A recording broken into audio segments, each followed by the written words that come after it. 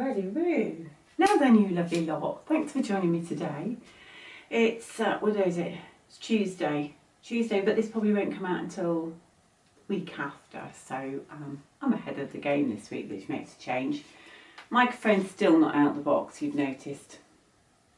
Queen of procrastination here. So yeah, hope the sound's okay. And every time I video from this angle, I think to myself, I really must get something up on that big bare wall. But I never do it, so I must look at that. Anyway, how are you? Thanks for joining me. So today is Double Bubble Day. I have my two trip around the world quilts that I am planning on double bubbling on the frame. I have the purple one, which is this one here, look, which is the one that I like, and I have the blue, which is the one that I don't like. So this one is going to be classed as my backing. It's funny, isn't it? This blue one has never ever done it for me, whereas I quite like the purple one. So I have need that. I've given them both a press. Now I've only ever done a piece backing once before and it wasn't hugely successful, I will say. So I'm planning on trying a little bit harder with this one. So this is going to be my backing, and what I have done is to sew a bit of scrap fabric along the top edge, so that when it's loaded on, I've got a little bit of leeway at that top end, and I'm hopefully going to try and keep it so that they match up as best as they can. That's the plan. So I'm going to attach this, and this is going to be the top of the quilt, and my plan is to load it on and then to run a line of basting stitches along, once I've got the wadding on, along that, to give me a marker to then put that one on top of. Is that going to work? I have no idea. So all you long armers are probably sat there screaming at me right now. No! But that's what I'm going to do. I've got a piece of wadding that I have spliced together to make it big enough. So I'm recycling bits of leftover wadding as well, which is great. So I'm going to load this backing on first, and then we'll come back and see. We'll talk through the rest of the process. Fingers crossed it's going to work. So we're loaded up. I've put the blue one on the back. Thinking about it, I probably should have put a border all the way around the backing, because of course it means that my edges are, you know, right up against each other. So, well, it's you know, it's a trial, so we'll see how we get on. I've basted the edges level here at this side. I've basted across the top, hopefully in line with the backing underneath, and I've basted down the side. I've got my side bits on. I've got my my little clips on, because I'm not pinning it to the front and doing the whole shebang. So I thought I'd just use the clips. So I've got an Aurifil thread on the top there, which I'm not sure is going to be enough to last, but we're going to give it a go. And I'm going to have a go at doing I saw it on Stitch by Susan, and it's you can get a pantograph for it, and I might look at doing that, but it's called something like Knit One Purl Two or something like that. But it's just like a loop-de-loop all over pattern, so that's what I'm aiming for. I haven't done it before, so it might take me a little while to sort of get going, so I might just do a couple of little sort of practice runs without stitching first of all, to see how it feels, and we're away. So let's get going. Can I just say, I've been having a real love-hate relationship with my sourdough recently and was on the point of giving up, and today I think I've had a success. Look at that, doesn't that look yummy? Although it does feel a bit heavy, that's the only thing. Anyway, back to quilting. It's a banana bobbin thread now. Oh my god. It's going to be one of those days. Yeah, I have as well. And how am I going? I think it's worked quite nice actually. That's look at this. That's not good, is it? This is, I'm getting this serviced in a couple of weeks, and I did ask him if he'd have a look at the frame at the same time, but he's more machine based. My hubby had a little look at it the other day because one of them wasn't square, but we obviously need to have a little look at, because that's not right, is it? Anyway, we'll keep going for now. So it's now Saturday. Let's think about that one for a minute. And we have been away for a few days. We went away for a couple of days walking in the Cotswolds, which was lovely. It was so nice. We only went for a couple of days, but nice to get away. And so this got put on hold whilst we were away. So just picking this back up now. Had to do a quick dash to the quilt shop because I ran out of the thread colour, which is fairly typical, isn't it? I thought I had enough to do the quilt, but I didn't. So anyway, so yeah, we've got a new reel of cotton and we're good to go again.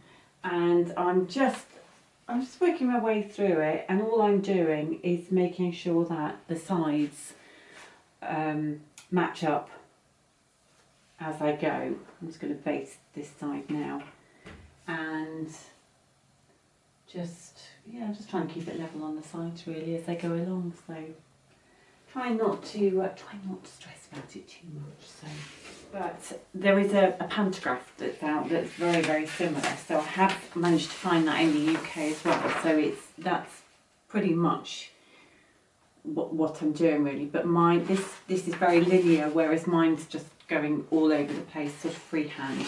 I quite liked the pantograph, so I thought I'd get that, and that would be good for my little panto stash as well.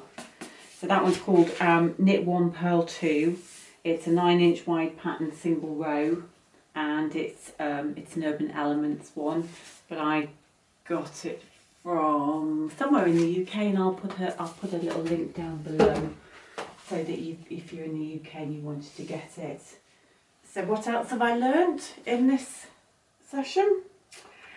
I should have put a border on the backing as well, because of course they're exactly the same size, and this now finishes right up against this leader. So I'm going to have to stop quilting a little way off the edge, because otherwise I'm going to quilt through my leader.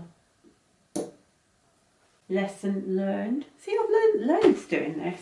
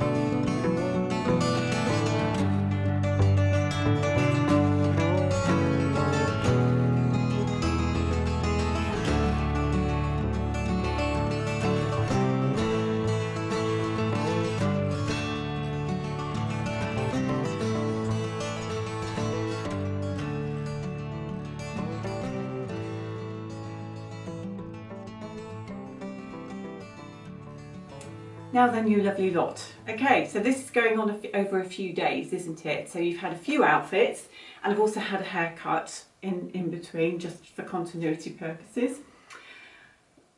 So I've got my quilt all trimmed up. I've got my binding strips ready. This is a Macawa linen texture. These were done probably at least 13, 14 years ago, so I haven't got any of the fabric knocking around still, so that's fine. I think the purple will work quite nicely. And I thought we'd use this as another one of our machine binding trials. So I'm going to attach these to the back and then turn it to the front, and then I'm going to stitch it down. No, hang on a minute. The last one what did I do with the last one? The last one I attached to the front, turned to the back, and then stitched in the ditch, didn't I? So yes, this one I'm going to put to the back, and then I'm going to flip it over and I'm going to stitch it from the front. I'm going to top stitch it down from the front. Are you keeping up? I'm going to be asking questions later. Right, so binding all done and absolutely super quick. I'm really pleased with how quick it was. So machined it to the back, flipped it over, gave it a press, and then I can't remember whether it was one of you chaps or whether it was something I saw on the internet. I honestly can't remember. But a little bit of the Elmer, a little bit of the Elmer's glue along that seam, and then pressed it again, and that held it in place while I then took it to the sewing machine and sewed down from the top using a straight stitch. And I used a thread to match the binding on the front, but I chose to use the same colour thread in the bobbin as I'd used to quilt it with, if that makes sense, because I wanted to try and mitigate the look of having that line of stitching on the backing, which worked quite well. I did pay a little bit of chicken with my top thread, but that's managed to get me all the way around, which is brilliant. Really quick, obviously. Very pleased with how quick it went on, and I think it looks nice and neat from the front. You still have that line of stitching on the back, which I'm not overly happy with, but I think it's a better way of securing your binding. I found with the other one that I was stitching in the ditch, and although it looked fine from the front, I sometimes missed the binding on the back.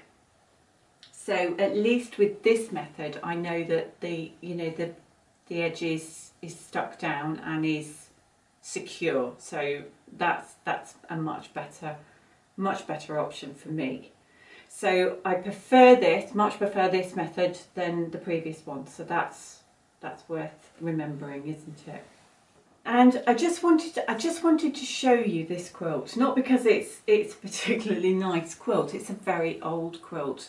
It's probably, I'm going to say, it's probably about 24, 25 years old. It's one of my earlier ones, and it was a pack of cottons I picked up from a show. I think it was in a bag. But my youngest uses this. He uses this when he goes away with his mates in the van, and it's got some hand quilting on it, and it's also been tied.